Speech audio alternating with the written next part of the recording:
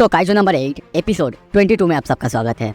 पिछले एपिसोड में हमने देखा था काइजू नंबर 9 अब काप्का के सामने है और चारों तरफ काइजूस का हमला हो रहा है। चारों तरफ एन टाइप काइजूस आ चुके हैं। अब आगे एपिसोड के शुरू में हमें दिखाया जाता है वो एन टाइप काइजू जो कि काप्का के सामने था वो खुद को बदलने लगता है। उसे सामने देख के अब तक काप्का नहीं जानता था, पर अब काप्का कहता है तुम तो काइजू नंबर 9 हो ना।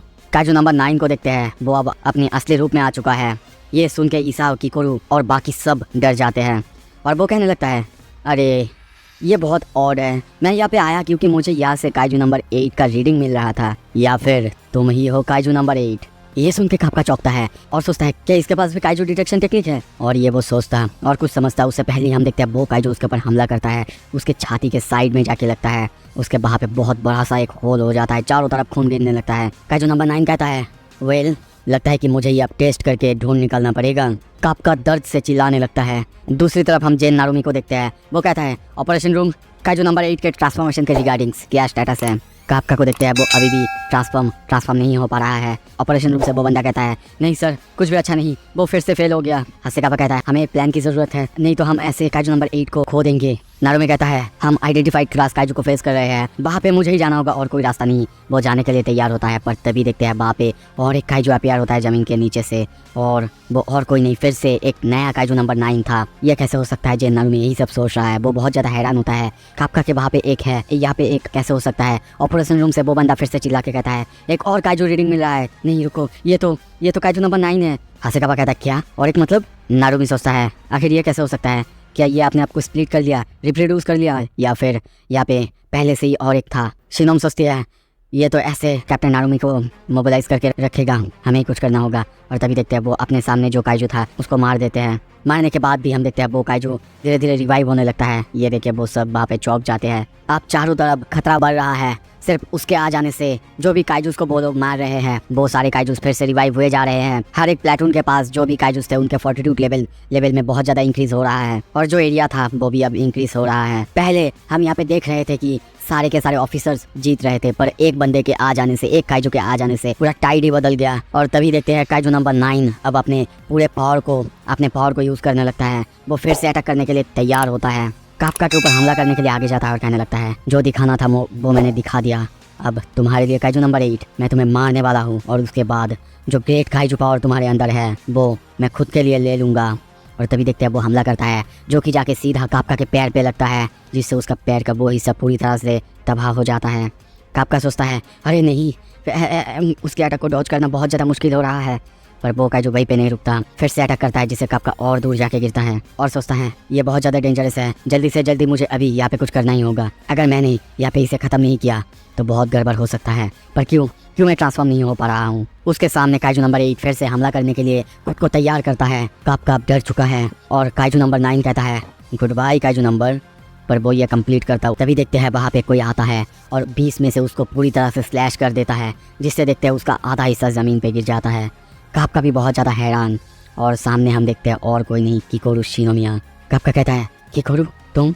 तभी देखते हैं दूसरी तरफ वो काइजू अब फिर से खुद को रीजनरेट कर रहा है और कहता है वैसे कौन हो तुम। किकोरू कहती है याद करने की ज़रूरत नहीं, क्योंकि मैं यहीं पे तुम्हें मारने वाली हूँ। अब काप्का और किकोरू उन दोनों के सामने है काइजू नंबर 9, वो भी अपने नए फॉर्म में। काप्का तो डर चुका है, किकोरू अब लड़ने के लिए तैयार। और दूसरी तरफ हम देखते हैं ये देख के ईसाओ शिनोमिया भी लड़ने के लिए तैयार हो रहा है। पर तभी केजी कहता है रुक जाओ ईसाओ, तुम्हारा जो प्लान है खुद वहाँ पे जाके लड़ने का, इससे वहाँ पे तबाही आ सकता है। मैं एडमायर करता हूँ तुम नंबर 2 के वेपन को यूज़ करते हो, पर तुम्हें भी पता है उससे तुम्हारे लाइफ को बहुत ज़्यादा लेथल डैमेज पहुँच सकता है। ईसाओ रुक जाते हैं और कहते हैं हाँ मैं जानता हूँ, लगता है कि अब ये इनके लिए एक ट्रायल है, नेक्स्ट जनरेशन को ये ओवरकम करके ही आना होगा। तभी किकोरू कहती है काप्का इविनो क्या तुम ट्रांसफॉर्म कर सकते हो। काप्का कहता है नहीं पता नहीं, मैं बहुत बार कोशिश कर रहा हूँ, बार कोशिश करने के बाद भी पता नहीं क्यों ये काम नहीं कर रहा है। किकोरू कहती है समझ गया, क्या ये सब कुछ काइजू नंबर 9 की वजह से हो रहा है, क्या उसका इससे कुछ लेना देना है। काइजू नंबर 9 उनकी तरफ आगे आ रहा था, उनको मारने के लिए तैयार। किकोरू भी लड़ने के लिए तैयार होता है। तभी देखते हैं वो काइजू नंबर 9 उनके ऊपर एक खतरनाक अटैक करता है। वो दोनों किसी तरीके से उस अटैक को डॉज करते हैं। तभी किकोरू कहती है मैं इसके ऊपर हेवी डैमेज देने की कोशिश करती हूँ और इससे तुम्हें कुछ मोमेंट मिल जाएगा, उसी मोमेंट में तुम ट्रांसफॉर्म करने की कोशिश करना। अगर काइजू नंबर 9 का इससे कुछ लेना देना है, अगर ये तुम्हारे ट्रांसफॉर्मेशन को किसी तरीके से रोक रहा है तो फिर तुम उस वक्त ट्रांसफॉर्म हो सकते हो। मुझे ये बोलते हुए बिल्कुल अच्छा नहीं लग रहा है, पर मुझे इस समय तुम्हारी ताकत की ज़रूरत है कापका ही बिनु। कापका ये सुन के कहता है रोजर। तभी देखते हैं किकोरू अब उसकी तरफ आगे बढ़ता है, दोनों दो तरफ से उसके ऊपर अटैक करने के लिए आगे बढ़ते हैं। काइजू नंबर 9 ये देख के कहता है क्या ये बिल्कुल फेयर नहीं है। वो भी खुद को 2 हिस्सों में स्प्लिट करने लगता है। ये देख के किकोरू बहुत ज़्यादा डर जाता है, उसके 2 हिस्सा दोनों लोगों पर हमला करने लगता है, जिससे हम देखते हैं कापका की हालत बहुत ज़्यादा ख़राब होता है। किकोरू किसी तरीके से उसके अटैक्स को रोकते हुए, डॉज करते हुए उसके ऊपर हमला करने के लिए आगे जाता है, पर उसे अब भी कुछ समझ नहीं आ रहा था कि वो कैसे 2 हिस्सों में बच सकता है। उसके अटैक को डॉज करते हुए हम देखते हैं वो काइजू दीवार पे चढ़ जाता है और वहाँ पे जाके उसके ऊपर एक बहुत खतरनाक हमला करता है। कापका ये देख के चिल्लाता है किकोरू नहीं, काइजू नंबर 9 कहता है। तभी हमें किकोरू की आवाज़ सुनाई देता है सबसे पहले इसे, और हम काइजू नंबर 9 के सामने किकोरू को देखते हैं जो कि हमला करने के लिए आगे आ रहा था। उसे सामने देख के वो काइजू बहुत ज़्यादा डर चुका है, शॉक हो चुका है। तभी किकोरू कुछ देर बाद उसके ऊपर हमला करती है और कुछ देर बाद हम देखते हैं वो सोच रही है मैं हारते हारते थक गई हूँ, बार बार मैं किसी को खो रही हूँ, ऐसा कोई जो कि मुझे प्यारी है, मैं ऐसा नहीं कर सकती, मैं ऐसा बार बार होने नहीं दे सकती। इसके पहले मैं कुछ भी नहीं कर सकती थी, पर इस बार श्योर मैं बचा के रहूँगी, सबको सेव करके रहूँगी। और एक के बाद एक हम देखते हैं वो काइजू नंबर 9 के ऊपर जाके हमला करने लगती है। काइजू नंबर 9 को भी उसके अटैक से प्रॉब्लम्स हो रहे हैं, डैमेज पहुंच रहा है।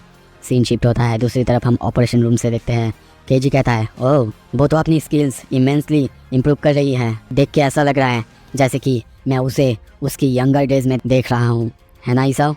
पर ईसाओ शिनोमिया बिल्कुल चुप थे। दूसरी तरफ हम किकोरू को देखते हैं, वो बहुत ज़्यादा सीरियस है, उसकी हालत ख़राब है पर फिर भी वो रुक नहीं रही है।